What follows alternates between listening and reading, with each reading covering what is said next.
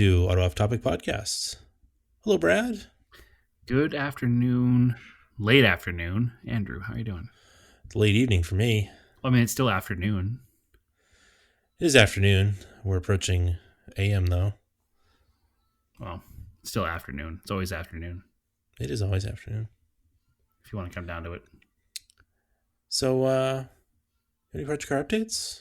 Oh, right into it. No small talk. No, how you been? What's going on? How's the family? Nope. How was Thanksgiving? All right. How was Thanksgiving? It was wonderful. Thank you for asking. Project car updates. How was your Thanksgiving? Nice and quiet. Good. Excellent. Mine was not that. Anyway, project car updates. Is that what you asked me about? Yeah. So I think when we last left off, we were discussing my taillight woes. Correct? We discussed that change, that fix. Yeah, you talked about changing it. Did you talk about fixing that little socket, that piece in the socket? I think we did. No, we didn't. I haven't fixed it yet, so we'll save that for another time. All right. Basically, a small bulb, like a side marker bulb. It's a bulb number 67. I don't know. It's some weird 70s shit. Yeah, I don't know if we talked about it or not. But anyway, long story short, I'll get into it more when I have the proper fix done. Right now, I'm just running no side markers, riding dirty. You know me. No one cares there. You know me. Always skirting You the can drive law. without a hood in Arizona. Nobody cares about turn signals. Hood. I have a neighbor who hasn't had fenders since I moved in. Yeah. So, anyway, yeah, there's a little plastic doohickey on the bottom of the marker light that keeps the end of the wire, like the hot wire that comes off the bottom of the bulb. Mm-hmm. There's a little piece of plastic that keeps it from grounding out on the metal housing itself. So I don't have much of an update on that because I need to do a little more research because I got some parts that weren't right. So I need to do some more digging. But anyway, next topic. I have finally, so rewind back to like 2016, 2017, the driver's side rocker molding fell off. Yeah. That was a while ago. It was a long time ago. The clips are really weird. I remember it was like, oh, don't sit on that getting in the car almost every time. Yeah, well, I didn't want to lose it, so I left it in the car. Anyway, the clips are really strange. They're a proprietary clip for this particular molding. Obviously, you can't go down to your local Dodge dealer and buy them. There was, at one point, a 77 Colt in a junkyard out here, which I regret not getting more parts off of before it disappeared to the abyss of the crusher. But one thing I did take off the car were all the clips for the side molding. Oh, cool. Yeah. So obviously I just haven't ever done it because the car was in Massachusetts. Never got around to it. Car is here now. The molding was in the car. Don't sit on it, please. So I took the molding out of the car. I removed the offending broken clips. And I fit in the ones from the 77, my car being a 78. I assumed they were the same, and thankfully they were. So there's 6 of these clips. To describe them, it's like a 1 inch by a 1/2 inch rectangle that slides into the molding itself. About 3/4 of the way down, there's like a 3/8 inch deep post, I guess you'd call it, that keeps it pushed on the outside, the inside of the molding from the outside of the molding. And then it's got like a one-way Christmas tree kind of clip that goes into the car. I did take plenty of pictures. Now that we've talked about it, I'll post it on our Instagram page. There's 6 of those that go into the corresponding 6 holes in the side of the car. And the car has always kind of looked unfinished without it. I mean, I guess if the other side didn't have it, maybe nobody would notice, but it bothers me. It's also the same side that has that dent in the door that drives me crazy. So with a dent in the door and the missing side rocker molding, it just bugged me out a lot. So I did manage to get the 6 of them in. They all slid in nice. Everything fit like it's supposed to fit. Then I was going to put it back in the car, and I looked at it, and I was like, I can't have taken this off the car without restoring the molding itself. Hmm. So it's kind of like a chrome finish. I don't know that it's chrome or it's just polished It's aluminum. stainless. It could be stainless, yeah. There's no dents or bends or anything in it. So um, I took a really old bottle of Meguiar's Scratch X that I had, Yeah. and I used the foam wheel on a Dremel, Okay. and I was able to actually polish the thing back to pretty much brand new. So the thing's got like a mirror finish to it now. It was kind of stained just from 40 years of, I don't know, road debris and washing the car and chemicals and whatever else is on there. So it was kind of stained and kind of ugly. So I had to polish the whole thing with the Dremel and the foam pad, and it came up really nice. And then I hand polished it afterwards, and I mean, there's one tiny little ding where it looks like a rock might have come up from the road and hit it. Um, the bottom side of the molding is never coming back. I'd probably need to sand it with some pretty aggressive sandpaper, and I'm not quite that dedicated to it. It's the bottom of the molding, and you can't see it anyway. But the part you can see from next to the car and above the car now looks like shiny, brand new stainless steel trim. It looks really nice. So, on top of putting the clips in the holes, I put a little, maybe quarter by quarter dab of double sided tape on the back of each clip. Just as a little extra precautions, doesn't fall off again. I was lucky enough that when it fell off, it was while I was pulling out of my driveway. So I never actually lost the thing in the first place. So now it definitely won't fall off again. So it looks brand new, and it's not going anywhere, and it makes me happy.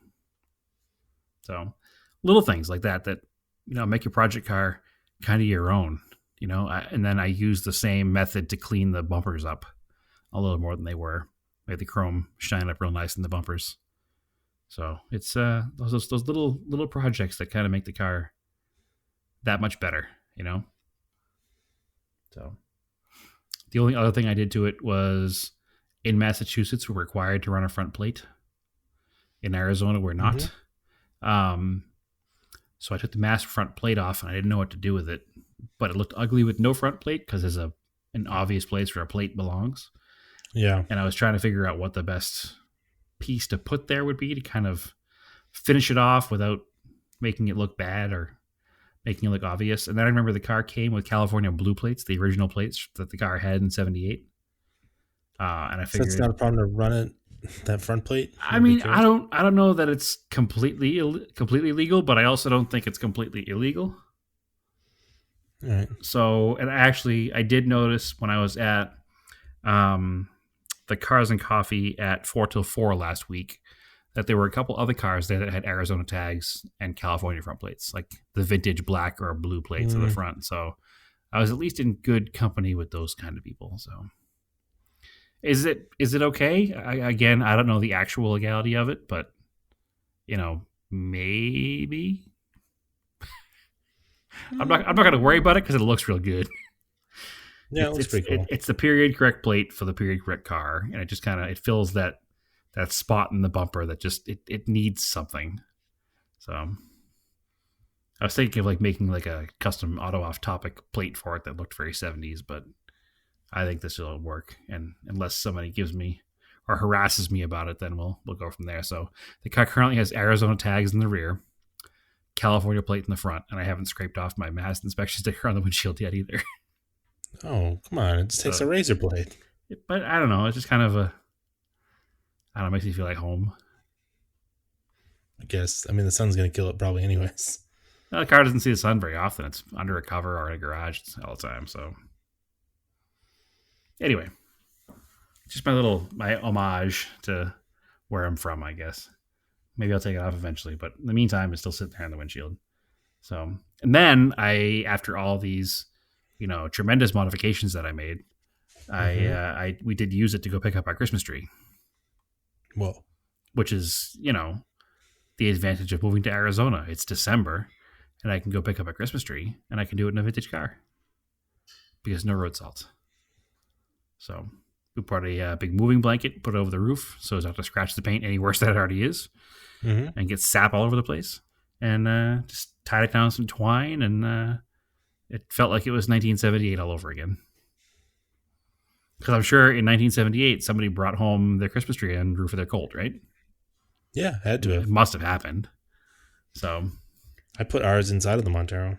there you go. Last year I had it inside the Volkswagen. So I didn't want to make the poor high school kid try to throw it in the roof. It's too tall. No, it was fun using a vintage car for practical purposes like that. And some people might scoff at me for, putting sap and scratchy pine needles on the paint, but whatever. I didn't do anything blatantly bad to it. Cars are meant to be driven, meant to be used. Let's enjoy them for what they are. That's why I own it. Drive it and enjoy it. So, of course, I took some pictures, so I'll still see those on the Auto Off Topic page as well eventually. But can't do anything if I didn't take pictures. Did I really even do it? So I think that's it for Project Car updates for me. A little bit of a down date on the Starion. Yeah.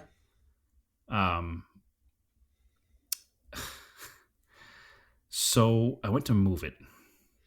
Okay. It's parked next to the house. We have an RV gate that goes into the backyard, and there's enough space next to the house that you can have two cars in between like the property line wall and the house, and you can't really see them from anywhere. So they're not really like visually ugly. They're kind of hidden from everything. But I needed to get something else in the backyard. What was I doing? I don't remember what I was doing, but I needed to move a couple of cars. So I got in the Starion to move it. Now, bear in mind, I think when the delivery driver who brought it out to Arizona brought it off his truck, he put the window down, and there's no interior in the car. It's all like in the back in a pile. Yeah. So I think when he put the window down, he short-circuited the window switch on the sheet metal because the positive and negative contact can touch the sheet metal there. So the window won't go back up. I need to rebuild that switch or find out where it shorted out. Okay. The window's been down. Yeah. Not a big deal. It's Arizona. It never rains anyway. And there's a cover over the car 90% of the time. Well, there wasn't a cover over the car this time. So bear in mind that I not only walked over to the car, I opened the door. Snakes in it. I got into the car. I sat down in the car. I closed the door, and nothing happened. Okay. I put the key in the ignition, and I went to start the car, and I was attacked from behind. Okay. It scared the crap out of me. I was in bare feet because I was just in my backyard, and there's no rubber on the clutch pedal. Yeah. So when this thing attacked me, it scared the crap out of me. My foot slipped off the clutch. Okay. Car's in gear in reverse. Yeah. It did a burnout in the backyard. The door wasn't latched. The door flung open and stuffed itself into the retaining wall, the cement retaining wall. And then the car stalled. Thankfully, it's not the new door we put in the car. It's the driver's side. So it already had some damage on it. I was able to make it look like there's no damage on it at all. However, the mark on the wall, that ain't coming out. Okay. The burnt rubber on the driveway, that ain't coming up for a while. What happened? Apparently, it was a neighborhood cat decided it wanted to live in my car. Now, the only way it even could have gotten into our yard is the neighbor's house has like this shed next to the wall. So they must have something next to their shed. And it jumped up on top of the shed and landed in the roof of my car and went in the open window. It was hanging out in the back. Well, I'm assuming it's a cat because we don't really have raccoons here. And the only thing I saw was like this big, fluffy, gray, furry mass that literally ripped through my shoulder, running over my shoulder to go out the open window and back up the wall again. I can't think of any other animal it could have been. It must have been a cat. And it was a fat cat. And it had to have been a cat because a raccoon would have kind of stood its ground, or a possum would have stood its ground. And we don't have those here either. The only big gray things we have here that aren't cats are coyotes. I don't think it was a coyote because I wouldn't be telling this story. But man, I have never been so scared in my life.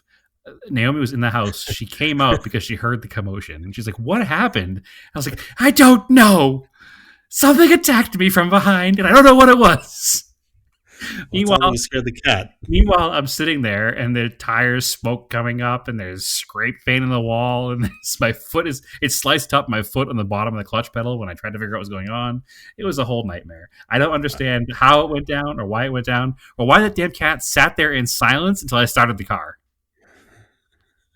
Yeah. Why didn't he jump out when I opened the door? Why didn't he jump out when I sat down? He waited till I started the car in gear to scare me enough to actually do damage to the property, the car, and my foot. I was quite upset. To answer your earlier question of it was a snake, no, thank God it was not a snake. The dogs weren't like sniffing around the car. No, lazy old man dogs, they don't do anything. One dog is 13, one dog is 14. They don't care anymore. You want to hang out in my backyard? Just leave them alone. They're fine with it. But yeah, talk about like, listen, I moved all the way out here to Arizona, and everybody said I was going to get eaten by snakes and tarantulas and scorpions, and lo and behold, it was a house cat that did me in. So anyway, that's the down date of the Starion. There's really no down date, I guess. It just was an annoying. The down date was my foot more than the car because the damage to the door is negligible. The scratch in the wall will always be a story, and until we get enough rain to wash out the burnt rubber marks in the driveway, it's a concrete driveway. It's not like black cement. Yeah. So it's nice, pristine white driveway with two distinct black marks. Good news is the limited slip differential works quite well. Good. So it's got that going for it. But yeah, anyway, lost a couple years off my life, and the cat got away to live another day. So I haven't seen the cat. I mean, our yard is completely enclosed by, I don't know, it's taller than me wall. It's probably a 7-foot tall, like, cinder block wall. I mean, my yard cat jumped a 6-foot fence, so there's a coyote came trotting up the yard, and she jumped right on the top of the fence. Again, thankfully it wasn't a coyote. Yeah, we don't have like raccoons, possums, and squirrels or anything else gray around here, so pretty sure it was a cat. But anyway, that's my next project car. I guess you can call it a project car update. But I mean, hey, it's my fault for not having. I haven't touched the car since I got here because I've been so busy doing Colt stuff.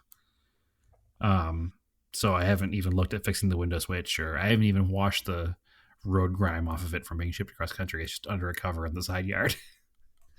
So one at a time, right? Yeah. Well, anyway, that's my exciting story for the week. Cool. Any project car updates on your end? No, I haven't done anything. I was just cleaning out I finished with the kitchen update. It's finished. Oh, wait, I have more too. Dang. Cleaning out my garage so I can put cars back in there. Right. That's about it. So my Volkswagen. Oh yeah. Volkswagen update down date. So the Volkswagen's been acting weird. Ever since I bought the car, I've noticed that every now and then when you're just at a steady speed, like say 30 miles an hour in fourth gear, just kind of like going along slow on the normal round town roads, the car will buck a little bit. Mm-hmm. And it never was enough to bother me to look into it to figure out what was going on. Turns out that that's when it goes into regen. So when it goes into regen, it raises the idle. So if you're running a steady speed, you'll notice that the idle raises and the car starts to buck to try to maintain that same speed you were doing. So apparently it goes into regen at that point. Anyway, this bucking had been getting worse, and it was concerning me. And then a check engine light came on. And the check engine light was a P0401, which is an EGR code. So my brain said, all right, I hear the EGR in these gets clogged. Let's find out if it's dirty. Also, it's time to do a fuel filter, the diesel fuel filter. So I'll change that too. So I did the diesel fuel filter, and then I started the car, and the check engine light went off. And I was like, huh, that's interesting. Well, I had an appointment to get the oil change, which I always do my oil changes in that car at the dealer, so as to keep my warranty claims legitimate, because the car's covered in a warranty for quite some time. So I had an appointment to get an oil change at the dealer. I said, you know what? While it's in there, I'll have them run their VAG computer on the car, and they'll be able to pull the old code, and they'll figure out what it is. And if it's something they can fix into warranty, they'll take care of it, right? Mm-hmm. According to the dealer, there was no history of any code, so there's nothing they could do. I was like, all right, fine, whatever. Long story short, we were driving the car to Oklahoma that following Sunday. This is on a Wednesday night. I get the oil changed. So Wednesday goes by, Thursday goes by, everything's fine. Friday, I went out to grab some stuff for the road trip coming up that weekend. And the check engine light came back on again. Now 2 days before the road trip. So now I'm like, of course. So I call the dealer and I'm like, hey, the check engine light came back on. It's a PO401 code again. I'm taking this car on like a 1,500 mile road trip this weekend. What is the deal with that? Should I be concerned? Is it going to be an issue? Should I not take the car? And he goes, well, I don't know exactly what it is. I was like, okay. He's like, let me find out. So I wait and hold for a few minutes. I'm still pretty much planning on taking the car because it's not a flashing check engine light. It's just a solid on check engine light, which usually is like, hey, check something, but you're okay for now. He comes back. He goes, listen, I'm not allowed to say what it is over the phone. I'm not allowed to say you'll be fine. Okay. I'm not allowed to say any of these things. He's like, so I don't think you'll have an issue. I was like, okay. He goes, but I can't tell you just to go ahead and take the car on a road trip. I was like, that's fine. I get it. Like, litigious United States we live in. You don't want a lawsuit in your hands. This thing blows up in the middle of Texas, and you say, oh, the dealership told me I could drive it, right? So he's like, yeah. So I can't tell you can do it, but you should be okay. So my brain is like, all right, fine. I'll look into it. And he goes, I don't want to tell you what it could be because there's other things it could possibly be. So I went back on the internet and I started looking it up more myself. And apparently what causes the EGR to get dirty is the DPF system. So it doesn't have the DEF fluid like the newer ones have, but it has a DPF, which is the diesel particulate filter, which is in the exhaust, in line in the exhaust. It's actually where the regen process happens. So basically this diesel particulate filter, it superheats itself when it's in regen process and it burns off all the extra soot. So what happens is when something malfunctions with the DPF, the extra soot doesn't get burned off properly and it winds up in the EGR and it throws an EGR code. On top of that, if you want to self-diagnose it, all you do is go to the back of the car and look inside the tailpipe. If there's a buildup of heavy, sticky black soot, it means your DPF is probably cracked. So I went to the back of the car, and sure enough, there's a millimeter thick of black soot inside the tailpipe. And then I got to thinking about it. I remember when I drove the car across country with the trailer on the back, the left side of the trailer had a black streak down the side of it. The black and yellow totes that I had a black streak on the totes. So that must have been from that exhaust already in its malfunction, but not enough to have clogged up the EGR yet at that point. So self-diagnosis tells me, hey, this thing has a cracked diesel particulate filter, or DPF. So the housing itself is actually, it almost looks like a piece of a downpipe on a turbo car. So it's a couple $100 for a new one, but the car is still covered under warranty. So I have an appointment later this week to drop the car off and have them check that out and hopefully fix that for me. So, yeah, unexciting project car update because I'm not doing it myself, but exciting project car update because I'm not paying anything for it either. Yeah, that's right. That's part of the reason we bought that car in the first place. Yep. Somebody else's problem. So somebody else will have to put a diesel particulate filter in it, and I'll get it back, and hopefully no codes, and it'll be good as new. We did the trip to Oklahoma and back in the car. The fuel mileage was affected a little bit. I got in the low to mid 30s instead of the mid to high 30s for a highway fuel mileage with a loaded down car. So it definitely took a couple miles per gallon off the average. So Yep. Definitely affected it, but hopefully it'll be better than new before the weekend is here. So we shall see.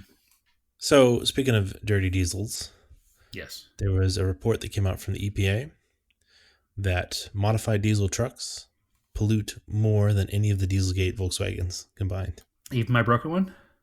Yeah, Yes. because they estimate there's up to 9 million modded diesel trucks in the road. That's a lot. And it's not, the three top selling vehicles in the United States are like the F-150, the Silverado, and the Ram. So, That's a lot. not that there's a lot of F-150 diesels, but There F-Series. are now. I mean, don't they have 1,500 diesels in all the manufacturers now? I don't know, actually. I don't pay too much attention to that. I know Chevy and Dodge both offer a 1,500 Yeah. diesel now, and Nissan does too. So Yeah, I assume Ford must just to compete with those. So what they're saying is that it's not the new trucks. It's the trucks in the like 3 to 5 year old range. The ones Is that when people dumb kids start to can buy. modify them. Yeah, and then a truck with 100,000 miles on it, a diesel truck, still has another 3 to 400,000 miles it can drive. Yeah. So yeah, that's a lot of pollution to put out. Yeah, it's not good. So they say there's no real way to know exactly how many trucks there are, but they estimate that the trucks release 570,000 tons of nitrogen dioxide into the air over the lifetime of those models. And they said that is 10 times the nitrogen dioxide released by the cheating diesel Volkswagens in the United States. 10 times. That means the Volkswagens, all told, put out 57,000 tons. Yeah. Which is not a small number. Yeah, nitrogen dioxide is the real bad. Like, way worse than carbon dioxide. Because at least, yes, carbon dioxide is a greenhouse gas, but if we planted enough trees, maybe it could, you can scrub it. If we stop Brazil from cutting down the rainforest, we could scrub it. Yeah. Yeah. Wow, that's a staggering number. And I guess we're probably a little less, we notice it probably a little less because of where we live. We live in the cities. We don't live in Texas. We don't live in southern New Hampshire where it's more common. We probably see it a little bit less. I don't really understand it because it's not making your truck really run any better. Well, all you need to do is watch somebody who's like an expert in diesel tuning, like Gail Banks, who says they get mad when they see these cars belching black smoke because that means they're not running to their full potential. Like, you're burning fuel for the sake of burning fuel. It's not. Well, you're not even burning it; it's just coming out the exhaust. Yeah, that's what I mean. You're not using the full amount of the energy that you have got the capability of. So it's funny because owning a diesel Volkswagen, I belong to some of these diesel Volkswagen groups to have hints and tricks and tips and things. And the diesel Volkswagen is a much more accessible vehicle to a younger market. Because a diesel pickup truck is an expensive proposition. You're talking, you're generally talking about it's almost a piece of heavy equipment. Like, they're designed to be work trucks. They cost what work trucks cost. We talk about it all the time. An 05 Silverado with 200,000 miles on it is an $18,000 truck. Yeah. So you don't have a lot of 16 to 25-year-old, high school and college kids owning diesel pickup trucks unless they're, they work a lot or have rich parents. So what you do see is a lot of teenage and young adult diesel Volkswagen owners. And I think that how do I make my Volkswagen roll coal is asked about as much as can I fit 33s without a lift on a truck for them. I knew you were going there, but yeah. Yeah, it's asked about that many times, and I see it, at least once or twice a day. Somebody will ask, how do I make my Volkswagen roll coal? And then half the responders are, don't, you friggin' moron, you're an idiot. Nothing good could come of that. To join us over here on this other Volkswagen page, the TDI Scumbags page, which is legitimately what it's called, TDI Scumbags, which I don't belong to that one. And we'll show you how to do it and how to get the most black smoke for, this, that, and the other thing. But so it's not uncommon for anybody to think that it's cool. That's, I guess, less educated and less older. younger, I think is the word I was going for. Not less older, but yeah, it seems to be a common thing with the youths, the young people. And I'm not sure if is it a YouTube thing? Is it a what made it like popular? I don't know. But I just remember growing up, if I saw a car belching black smoke, I would think the car was broken. You gotta own the Priuses. I don't know. That's, I belch black smoke to own the libs. Yeah, I guess. Is that how it works? Yeah. But that number, the 570,000 tons of nitrogen dioxide into the air over the lifetime of that vehicle, is a staggering number. I can't imagine why, knowing something like that, like nitrogen dioxide is real bad stuff. That affects brain operation. Like, yeah, that can enough intake of nitrogen dioxide will literally slow down your brain, and it will do actual brain damage. that's a lot of pollution. Yeah, that's a lot of pollution. For one thing, for having a hobby that is not entirely eco-friendly, that that's like being completely reckless. Yeah, that's not even a hobbyist at that point, though. That's just somebody trying to be an asshole. Yeah. And it's the same kind of person that has that in their truck is the same kind of person that has air horns because they want to scare people. Like, there's no reason to have a train horn in your truck. Like, it doesn't. There's no reason for it. You're looking to cause trouble. You're looking to be that irritant. You're looking to be you're looking to be a jerk if you're going to do that kind of stuff. And there's no added benefit to it other than being a jerk. So why do it? How's the saying go? It costs $0 to not be an asshole. It costs $0.00 to not be that way. Right. And it costs money to tune your truck to belch black smoke and waste fuel and add air horns. So I don't know. Maybe I'm on the wrong side of things as far as the cool factor of it goes. I guess it's a cool thing to do. We've seen it at Cars and Coffee. We've seen it in the highway. I've been the unfortunate recipient of a coal rolling truck at a stoplight in my small cars. It doesn't make any sense. Just don't be an asshole. That's all there is to it. Enjoy your life. Do whatever you want, but don't let it affect other people. And this obviously affects other people. Even not the environment. Like, just the fact that nitrogen dioxide is bad news for health. Like, are you the same kind of person that smokes a cigarette and blows your secondhand smoke in somebody's face because they don't smoke? That's kind of the mentality, right? Yeah, I guess so. I don't understand it. But anyway. Yeah, I don't like it. It's some get rid of them all. Interesting thing out of Mitsubishi. They posted about a 2014 Mirage that a couple drove for over 414,000 miles. Why do you suppose they use that benchmark? Because the car got traded into the dealer. I think okay. The guy would have kept going with it. Yeah, that's what I'm saying. Is like, why not wait till 500,000?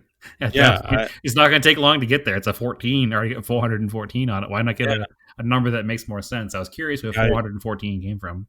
I don't know. The owner came down, heard how many miles it had on it, and he offered him a deal because he wanted to buy it to put it on the lot as a display piece for. I mean, that's what, 65,000 miles a year. Yeah, that's a lot of driving. Yeah, I guess the guy was a courier. I would hope so. Do we know if the car was an automatic or a manual? I don't know. I think it said automatic. Huh. That's even more impressive. A starter to do. Yeah. No, that's even more impressive. It went that long with a modern automatic transmission, which don't seem to be that reliable. Hey, listen. This is like 70 horsepower on it, right? Yeah, that's true. It's not really under much stress. After this came out, I was reading the article in a few different places and looking at some comments that people made in the articles, which is never a good idea. But in this case, it was. It turns out that a lot of fleets bought them, like a lot of courier fleets, because you could buy them brand new, and you bought them in bulk, you could get even better discount on them. So, some people paid like 11 or 12 grand a piece for them for a brand new car with a warranty, and they use them for a courier fleet. And there are many reports of them with well over 300,000 miles out there. I didn't realize that they are currently they have the best fuel mileage of any non-hybrid vehicle in the United States. I've always kind of wanted one. I just didn't want enough to buy one, but I Yeah, they're thought not. This guy must have a back made of iron because I don't know how he like so. the There's seats are not great. there's I mean, there's they're not. They're a penalty box car, but there's a whole group of owners in Thailand or the Philippines or somewhere in that area of the world, where the owners group of them is highly into them, and they make all kinds of cool stuff for them, and they have like spec rally series just for Mirages. yeah, So I always kind of had this like outside urge to just buy one and ship a bunch of parts in from over there. Like they have light pods and bolt-in cages and these little rally looking wheels and all this cool stuff they make for these cars. And it's kind of always been on the back of my brain that I kind of want one for the driving around town doing dumb stuff. But they're not very fast, so who knows? But neither is anything I own. So, but they're neat, and it's cool to know that literally the cheapest car you could buy in 2014, the cheapest car you could buy in 2014, you couldn't buy a cheaper car, went 414,000 miles. yeah. Imagine 1985. You buy a Hyundai Excel, the cheapest car on the market in '85. Think the car made it 414,000 miles? No, they didn't have a 10-year, 100,000-mile warranty on it. No. So, everybody likes to poo-poo on these Mirages, but they weren't built to be anything more than a functioning car. Yeah, and they function for 414,000 miles. Yeah, That's a lot of function. you know, that's the thing. People love to dunk on Mitsubishi. It's like a cool thing to do, but like they don't build bad cars. Maybe they build uninspired looking cars. Like they're not Yeah. designed really cool, but they don't build a bad car. No, and everybody in our families, whether it's our fault or not, pretty much drives Mitsubishis. Your dad does, my mom does, my sister's had a couple. She's on her fourth Mitsubishi. Yeah. My aunt's got one, my cousin's got one. And have you heard any of them complain about any problems ever? No. And we're talking 2010 through current model years. And, I think my sister, she bought her 2000, what was the first year of the Lancer? 08? 08. So she bought her Lancer in 08 because it was, again, even at that time, one of the cheapest cars you could buy off the lot with a good warranty. She had crank windows and a manual transmission and no AC, but she bought the car for like $13,500. Mm-hmm. And she drove that car until 190,000 miles. Something like that. And I think the only thing she did was a clutch. Yeah. And obviously maintenance stuff like brakes and oil changes, but nothing ever else went wrong on that car. It just went and went and went. And I still see it when I'm back home. It's in Gloucester. It's very obviously her car because it has the marks her car had, and it has the lip spoiler on the trunk lid and no ground effects, which none of them have that except for her car. Yep. So it's neat to see that those cars are still going strong, and I have a collection of 70s, 80s, and 90s ones, and generally they still all run great as long as they're maintained, right? And so do yours. Yep. I drove an 83 Sapporo from Boston to here. We drove your Galant from Boston to Atlanta and back. I drove the Eclipse from Alabama to Boston and Boston to here. Like, they make a good car. There's no two ways about it. They've gotten a bad rap over the years, but are they port marketing sometimes? Are they? They always all times. Then, yeah. Yeah. But the engineering, spot on, solid. And that's the thing is people will sit there and talk about how good Hyundai and Kia are and where they came from to where they are, and they owe everything they have to Mitsubishi. Yeah. All their early cars were all Mitsubishi powered. All their stuff through the 90s is all Mitsubishi engineering. And even their stuff today is shared technology with Mitsubishi. Yeah. All of Chrysler's small cars. For a time. All of Chrysler's small cars that weren't K cars. Yeah. Were, mostly Mitsubishi stuff. Which ones are still around? Yeah, exactly. Right up through the Stratus and the Sirius and, again, not inspiring cars, but cars that just worked. So I don't know. It's encouraging to see this. It's not going to change the world's opinion on Mitsubishi, unfortunately.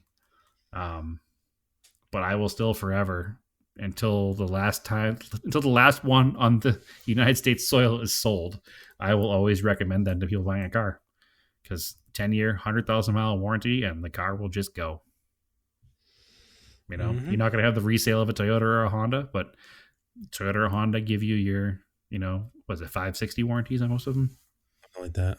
So you get a better warranty and basically the same car, and it just keeps. You don't plan on selling it and trading it in, then just buy your Mitsubishi or your Hyundai, and essentially you're buying a Mitsubishi either way. Yep. So good cars. I mean, again, we're talking about Hyundais. Naomi's car's got 225,000 miles on it now. Still going strong. So it's not 414, but it's getting up there. Any other car news? Any car stuff? Car news. Did you see that 280Z sold for over $100,000? Is that the one with 300 and something miles on it? Hey, like no miles on it. That Larry Casilla from Ammo NYC did the cleaning videos on it and everything. He sold for 130 grand. That's like a bizarre niche there too, of the ultra low mileage barn find, never been washed or been washed in 30 years or something. How is there enough cars to keep making these videos? I don't know. But again, it goes back to what I said last podcast, where you need to put yourself out there. And once you're out there as the guy who wants this thing, these things come to you. People call me when Dodge Colts are for sale. People call Larry Casilla when low mile barn finds are found that need to be cleaned. I don't watch a lot of YouTube videos in general, but watching his stuff on cleaning, yeah, it's cathartic. He's a very good detailer. Yeah, like very, very good, and he's realistic about it too. I like where he's like, listen, you don't have to use the clean bucket once a rag method. Yeah, if you don't want to, just do it whichever way. I'm going to show you the way I do it, but yeah, do what you're comfortable with. Yeah. And I also like that I know he sells his own cleaning products, but I also like that he's not fully sold on all these nanotech extra good coating, last for 15 years, never maintain it. Like, he's not sold on that stuff, which I never have been either. And to hear him say it kind of validates my opinion on a lot of it. Like, there's definitely some good stuff out there, but no matter what you do, you still need to wash and wax your car. Yeah. So I definitely like his videos, and his success has been fun to watch, and because it seems like a genuine guy too. So anyway, don't watch my videos of washing cars because I use a dirty bucket that I keep in the backyard and all the dirt. So what do I know? I mean, I only last couple of years got the little thing that you put in the bottom of the bucket so the sponge doesn't hit the bottom. Oh, I don't even have that. I'm just dirtbag style car wash back here. Yeah. And then run it through the machine wash and polish the scratches off later. Oh, they just do touchless. Unfortunately, there aren't a lot of touchless washes out here. Weird. Yeah, and I won't bring. I don't bring the old stuff through the car wash, but I will bring the Volkswagen through the car wash because I just don't have time sometimes to maintain that car being clean. And there aren't a lot of touchless washes out here. Most of them are brushed washes. So yeah, it is what it is. I've kind of resigned myself to having to make that sacrifice to keep the car at least respectably clean. Mm-hmm. It is the desert out here. There's a lot of sand and dust. Yeah, I was just thinking I need to get under the Montero and reapply some fluid film before the winter. Even though I don't drive it, it sits outside in the moisture. Anyway, you're just about to bring something else up. Oh yeah, when I'm watching the baby during the day, I've been watching Wheeler Dealers, catching up because I haven't watched it in a while, and the new Mechanic Ant. Yes, which is like 2 or 3 seasons old now. Maybe even more than that. And I kind of like it better than I like him better than Ed China. No question. Actually, Like, I don't think it's a hot I, take. I think that's a very valid opinion. I And don't not know. that there's anything wrong with Ed China. Ed China was a great host of the show. I almost feel like they changed the dynamic of the show too, where for some reason it was part of the shtick that Ed would complain about the car. Yeah, And and Ant is into the cars. yeah, You can see and I you don't can know. see the genuine excitement when he talks about the cars, and I think that makes me more into it than I did than I was before, and I was into And it I before. So yeah, and I just really like watching people do quality repairs yep. Have and you not seen hack the stuff. one with the Mercury Capri? I haven't watched that one yet. I watched like the Lancia Fulvia I haven't was seen that one recently. yet. Mark One Rabbit GTI, that was a cool one. I haven't seen that one yet. Pulled apart the it's a couple years old, but I pulled apart the injection pump and Okay. put all the lines into like beakers and Yep. triggered the pump to see if it was flowing the correct way. Okay. Like two of the beakers were like full and two were like really low, so the injection pump had to be rebuilt. Interesting. And then I like because even Mike knows enough about cars, even though he doesn't work on cars too often on the show. But when he does, he seemingly knows a lot about doing it, or Yep. they'll bring it to an expert's place and they'll actually show them fixing it. Yeah, which I liked. I recently watched on your I really appreciate recommendation the Volvo 850 one. Yeah, And they brought to the body shop to show the plastic welding, how they cut the channel into the plastic and then, melt the new material in and a couple other things yeah, on that one. And then at the end of that show, Brewer actually changed out the taillights himself, which again is not something that a mechanic could be like, I changed these taillights myself. But I mean, hey, I made a big deal out of it when I put a new taillight in the Colt last week, so I get it. yeah. Like it's not something that everybody knows how to do either. And to see him be able to get in there and just do it without issue is But I encouraging like as a car too guy. where he was explaining about it too. He's like, now normally maybe I could polish these out, but they're just too far gone. Yep. Like I was like, all right, yeah, I don't know. I just like that. It's a That was the way realistic repair show. that was the way I tried to do 1A videos when I was working there. I tried to explain to people too how something worked Yep. as I was doing it, and like, hey, we're doing it this way. Sometimes these get stuck. We're gonna try to remove it, and then inevitably it would come out either perfect or it wouldn't come out. But a lot of times it'd say, oh, maybe this would get stuck, and it would come out perfect, and be like, well, I got lucky on this one. Right. Yours may get stuck. You'll So just have to work. I actually watched one of your old videos the other day after Yeah. after I talked to you and you told me you did a video on that. And I wished I watched it ahead of time Yeah. because it would have saved me time looking for the hidden bolts behind the door pole. Yes. So On the Silverado. No. yeah, I did. Suburban. Naomi's sister, her door handle broke. Her door was frozen shut, and she ripped the door handle off, opening it on her 2011 Tahoe. Very common. Yep. So the only difficulty I came across was finding the two hidden bolts that are behind, like where the interior door pull is, because it doesn't look like a cover over a bolt. It looks like just a piece of the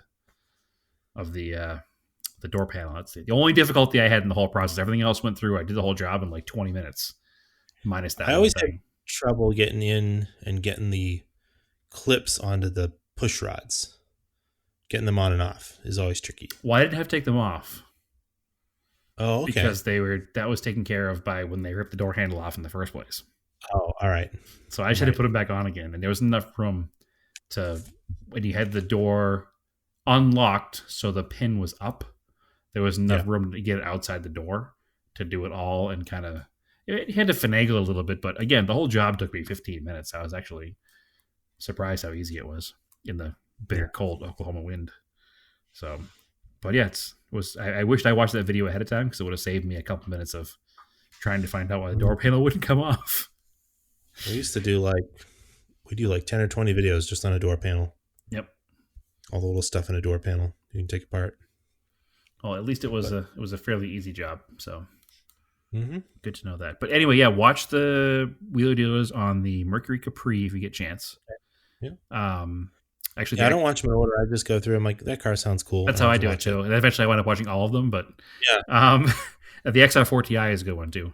that is a good one. But the Mercury Capri, the work that Ant does on the bumpers of that car is like, it just blew my mind. Oh, the Opel GT is a good one too. I haven't seen that one yet either. It's got a massive like dent in the driver's side door. Okay. So it's creased in the rear of the front fender. That triggers me a little bit. And it goes right into the door. So he does the whole thing where they grind the paint down. He uses the weld-on puller pieces and he pulls it. But then the door is obviously like massive, like it's way too big for him to do it with the little tool. So Mike brings it to a body shop and the guy shows him how they do it with an industrial slide hammer and the welding. Yep. And just getting it back into shape.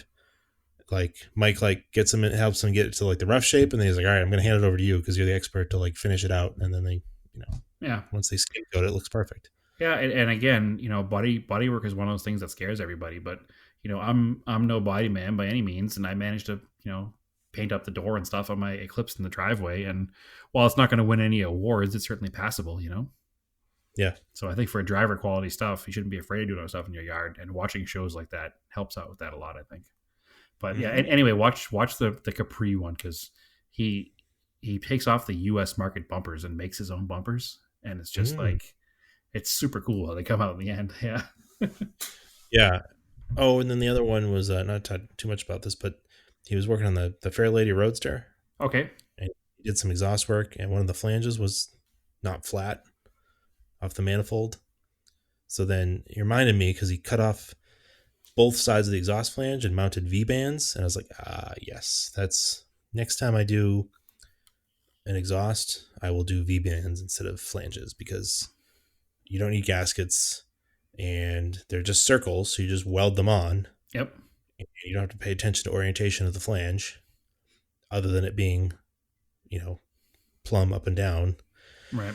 So it meets the other flange perfectly, but all you do is put that V-band over it and it clamps down. It's not going anywhere. So that's definitely something for the next time fabricated exhaust. Oh, I have to build the rear section of the exhaust in the Blue Colt. So I don't have I don't have a welder though. Yeah, you can get one. You can get a 110 volter. Yeah, I don't know if I want to I don't want to waste the money on something like that to use a couple of times. I don't know. We'll see. Yeah, you could just wait until you build your garage and you put 220 in it. Yeah, I have 220 in the garage already. I just don't. I don't have the money to buy a nice welder. Oh well, then you would definitely just don't waste on a 110 if you can. Yeah, if you can run a 220, then you buy a 220. I could probably rent one or something. Yeah, or buy a used one. Yeah, maybe. I don't know. We'll see. Anyway, I have to learn what the storage I see out here for gases with the heat and whatnot. Yeah. I don't know if it makes a difference. I don't know. Yeah, we'll get to it. Sweet. All right. Cool. Call this an episode. As always, you can follow us on Facebook, Auto Off Topic Podcast, Auto Off Topic on Instagram. I am Race and Anger on Instagram. And Brad, where can they find you? They can find me on Instagram at TSISS350. All right. Cool. Keep cars analog and aim for the roses.